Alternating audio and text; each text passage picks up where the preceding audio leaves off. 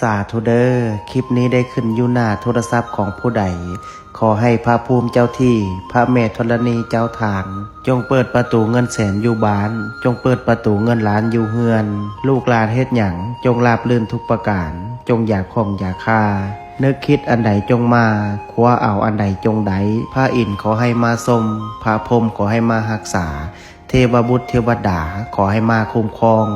ขอให้สุขกับมั่งขอให้หั่งกับมีขอให้เป็นเศรษฐีหน้าใหม่ขอให้รวยทันใจทุกประการดวงเปิดชีวิตเปิดงานเปิดค้าขายเปิดเงินแสนเงินล้านจงไหลเข้ามามือซ้ายจับเงินตื้อมือขวาจับเงินแสนว่าไปจงมีคนซอยสู้